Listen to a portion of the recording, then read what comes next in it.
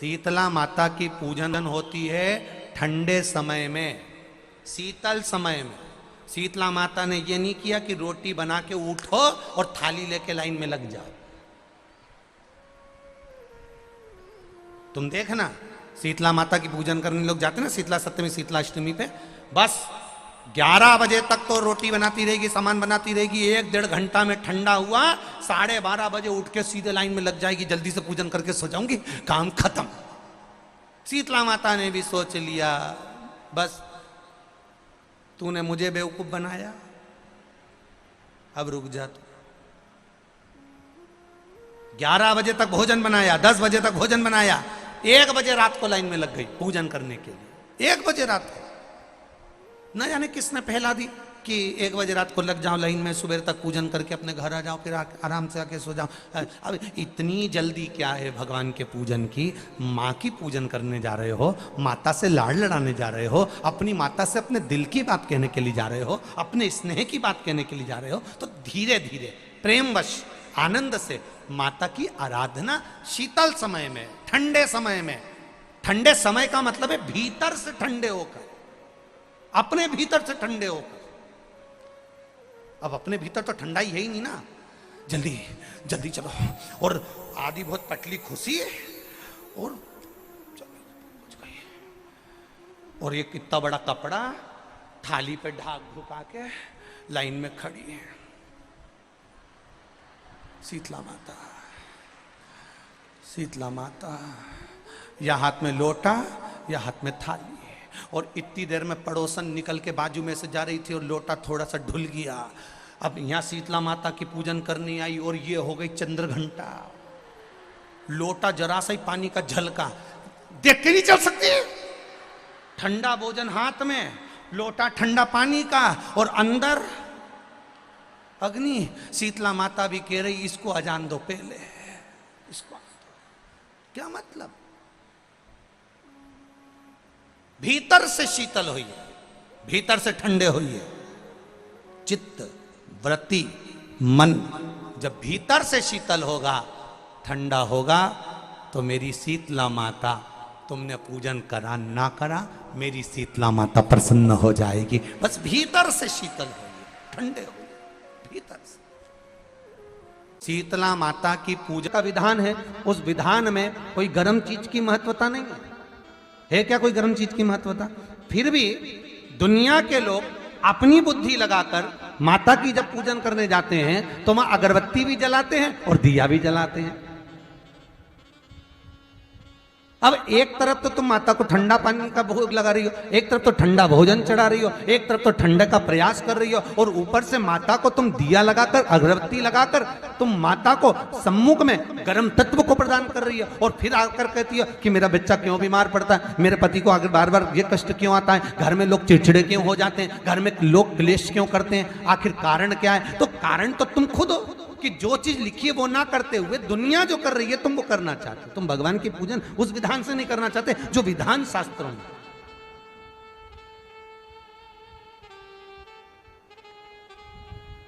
जो शास्त्रार्थ विधान कहता है।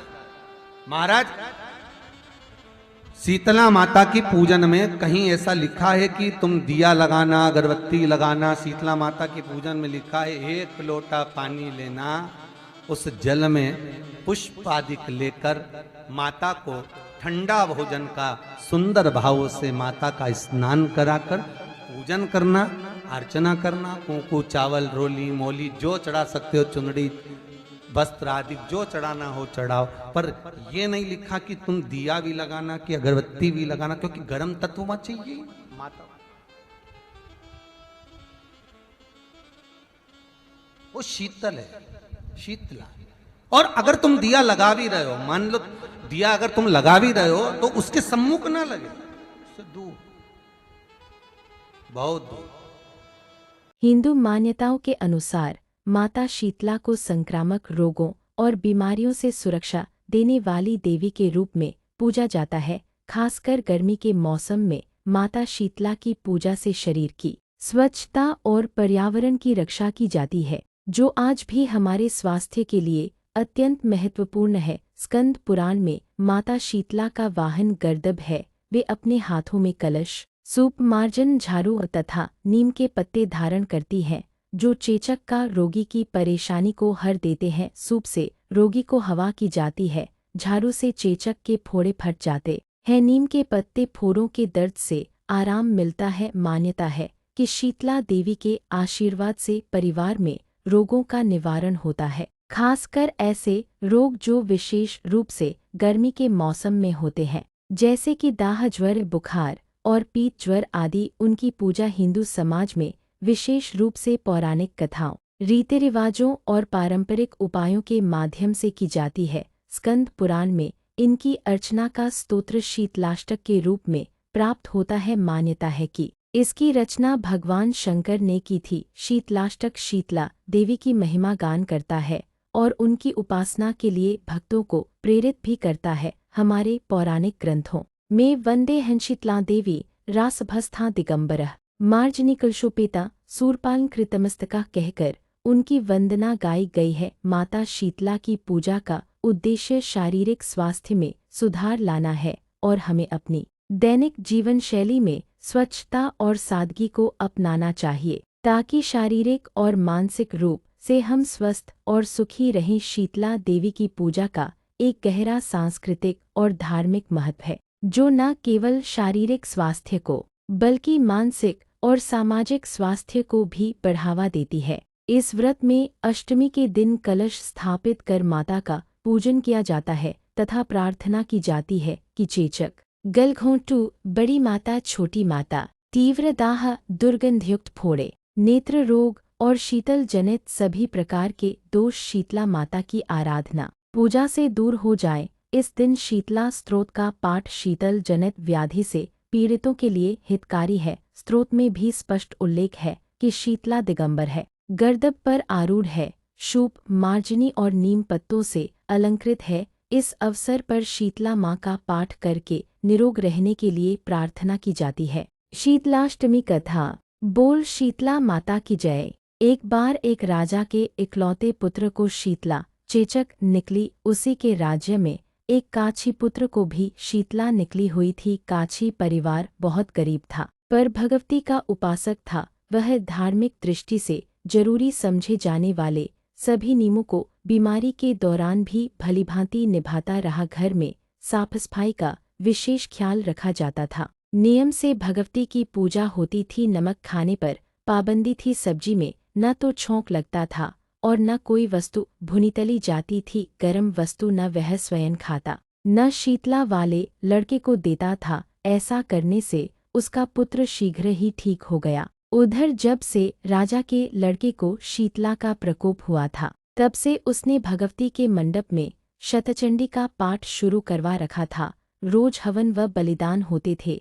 राजपुरोहित भी सदा भगवती के पूजन में निमग्न रहते। राजमहल में रोज कड़ाही चढ़ती, विविध प्रकार के गर्म स्वादिष्ट भोजन बनते। सब्जी के साथ कई प्रकार के मांस भी पकते थे। इसका परिणाम यह होता कि उन लजीज भोजनों की गंध से राजकुमार का मन मचल उठता। वह भोजन के लिए जिद करता, एक तो राजपुत्र और दूसरे इकलौता। इस कारण उसकी अनुचित जिद भी पूरी कर दी जाती। इस पर शीतला का कोप घटने के बजाय बढ़ने लगा। शीतला के साथ साथ उसे बड़े बड़े फोड़े भी निकलने लगे, जिनमें खुजली व जलन अधिक होती थी। शीतला की शांति के लिए राजा जितने भी उपाय करता, शीतला का प्रकोप उतना ही बढ़ता जाता, क्योंकि अज्ञानतावश राजा के यहाँ सभी कार्य उल्टे हो रहे थे। इससे राजा और अधिक परेशान हो उठा। उसकी समझ में नहीं आ रहा था कि इतना सब होने के बाद भी शीतला का प्रकोप शांत क्यों नहीं हो रहा है।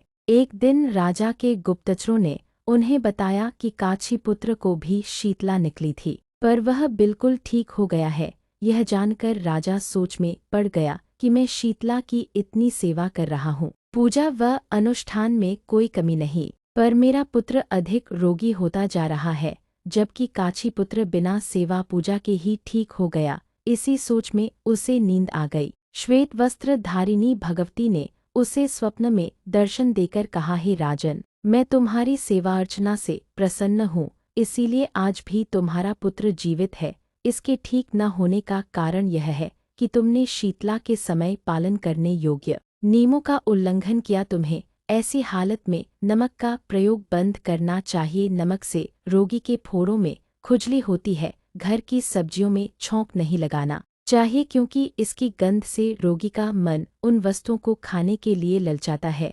रोगी का किसी के पास आना जाना मना है क्योंकि यह रोग औरों को भी होने का भय रहता है। अतः इन नियमों का पालन कर, तेरा पुत्र अवश्य ही ठीक हो जाएगा। विधि समझाकर देवी अंतर्ध्यान हो गईं। प्रातः से ही राजा ने देवी की आज्ञानुसार सभी कार्यों की व्यवस्था कर दी। इससे राजकुमार की सेहत पर अनुकूल प्रभाव पड़ा और वह शीघ्र ही ठीक हो गया। इसी दिन भगवान श्रीकृष्ण और माता देवकी का विधिवत पूजन करके मध्यकाल में सात्विक पदार्थों का भोग लगाना चाहिए। ऐसा करने से पुण्य ही नहीं मिलता बल्कि समस्त दुखों का भी निवारण होता है। जय शीतला माता की। सभी का घर धन संपदा से भरे। माँ आपके घर खुशियाँ ही खुशियाँ हो।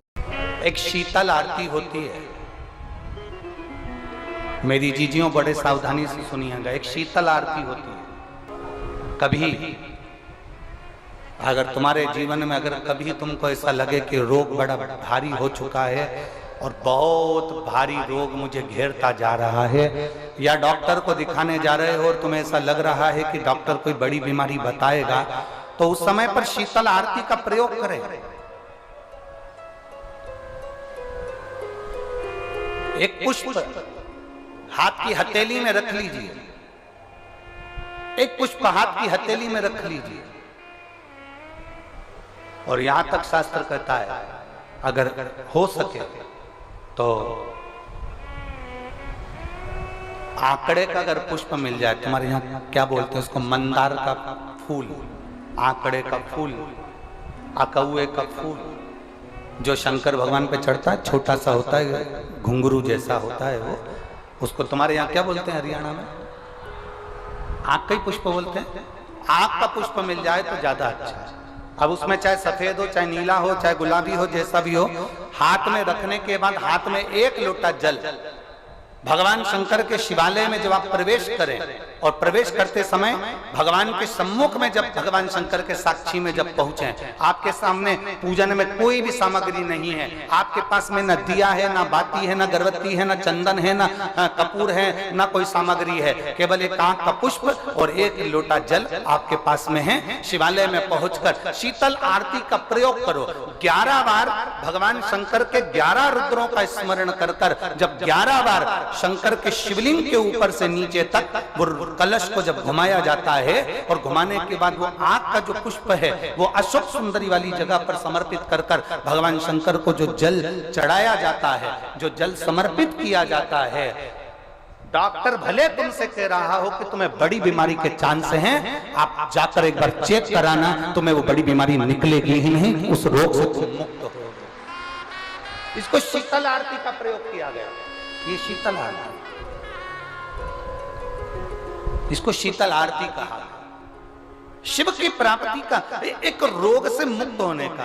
अब आपसे कोई कहे कि ये शीतल आरती का प्रयोग सबसे पहले किसने करा, तो आपको ध्यान लगाना है इस प्रयोग को। सोमनाथ जी की कथा का स्मरण करिएगा, सोमेश्वर की कथा का स्मरण करिएगा। शीतला माता की, शीतला माता की। घर में औलाद नहीं हुई, संतान नहीं हुई, और अंजना माता गौतम बाबा के पास जाकर कहती है, पिताजी मेरी शादी को इतने 42 वर्ष हो गए, विवाह हुए इतने साल। तो जब माता उमा जब प्रगटी तो उनका केश भूमि पर गिरा, और भूमि पर गिरने के कारण उससे एक वृक्ष उत्पन्न हुआ जो नीम का वृक्ष कहलाता है, नेवाड़ी का वृक्ष कहलाता है। इसलिए साउथ में, दक्षिण में नीम के वृक्ष को स्वयं देवी का प्रतिबिंब माना जाता है। नीम के वृक्ष को स्वयं माता का प्रागट्य उत्सव माना जाता है। नीम के वृक्ष को स्वयं देवी का भाव वर्णित किया जाता है। और बहुत सुंदर बात है महाराज जी, जिसके शरीर में माता निकल गई हो, दाने दाने पड़ गए हो पूरे शरीर में, बुखार भी बहुत तेज आ रहा हो और पूरे शरीर में माता जी निकल गई हो, 1 लोटा पानी जिसके शरीर में माता जी निकली है उसके पास में रख दो और वो पानी उठाकर नीम के पेड़ में उस व्यक्ति के ऊपर से 7 बार उतार के नीम के पेड़ में डाल दो। 3 दिन के अंदर उसकी माता जो शरीर में निकली हुई है, दाने दाने पड़े हुए हैं, जो बुखार बहुत तेज आ रहा है, उसमें धीरे धीरे आराम मिलना प्रारंभ हो जाता है। यहां तक शास्त्र कहता है कि किसी व्यक्ति को अचानक बहुत तेज बीमार आ गया, बहुत तेज बुखार आ गया, या एकदम कंठ में भी आपको अगर जलन पड़ रही है, कंठ रुक रहा है, बुखार बहुत तेज आ रहा है, शरीर में ताप है, डॉक्टर को दिखाओ मना नहीं है, सब कुछ करो मना नहीं है, पर 1 लोटा पानी अपने ऊपर से उतार कर 21 बार नीम के पेड़ में ले जाकर नाम गोत्र बोलकर डाल दीजिए और नीम के पेड़ के नीचे की मिट्टी को अपने कंठ पर लगा लीजिए। 20 से 25 मिनट बाद आपको आराम लगना प्रारंभ हो जाएगा। ये उमा देवी है।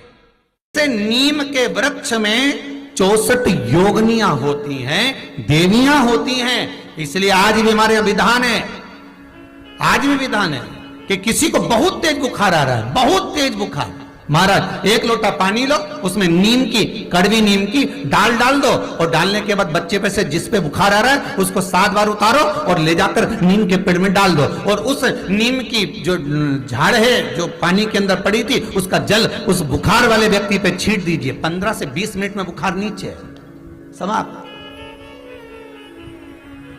देवियां अपना भाग ग्रहण लगा कि मिट्टी काया के रोग को ठीक कर देती है। अगर किसी व्यक्ति को चर्म रोग हो गया, कुष्ठ रोग हो गया, चमड़ी सफेद पड़ गई, रोग समाप्त नहीं हो रहा, बढ़ते जा रहा है, औषधियां आपने बहुत कर ली, तो 3 जगह की मिट्टी आपको फल प्रदान करेगी। पहला, सूर्य कुंड की मिट्टी। स्कंद पुराण सूर्य कुंड कहां पर है? तो कहा दतिया और झांसी के बीच में सूर्य कुंड निवास करता है। उस सूर्य कुंड की मिट्टी को लाकर जिस व्यक्ति को कुष्ठ रोग हो गया हो, शरीर की चमड़ी सफेद पड़ गई हो, स्कंद पुराण कहती है सूर्य कुंड की मृदा लगा लेने से 5 से 7 दिन में रोग समाप्त होने लगता है महाराज। पर सूर्य को सर्वाधिक प्रियता क्या?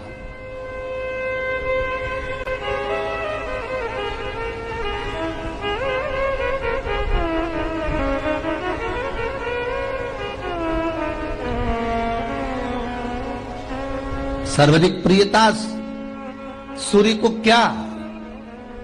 क्योंकि सूर्य तपता है, तो उस तपन को मिटाने के लिए सूर्य देवता के शरीर पर गाय का घृत मला जाता।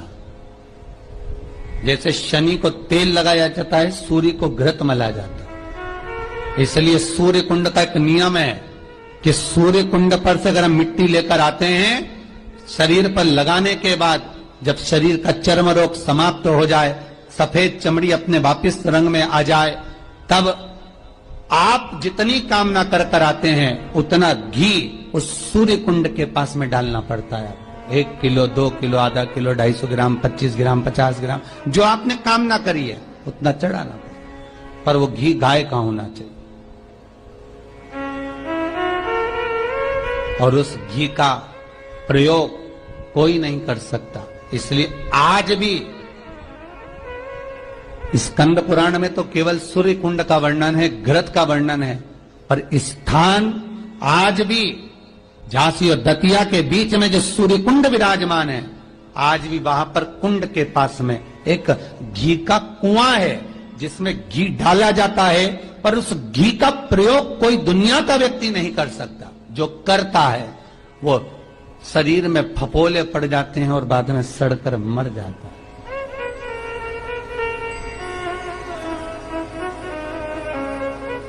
घृत है, पर गंध नहीं, घृत है। 3 जगह की मृदा जीव को सुख का अनुभव कराती है। पहला सूर्य कुंड महाराज।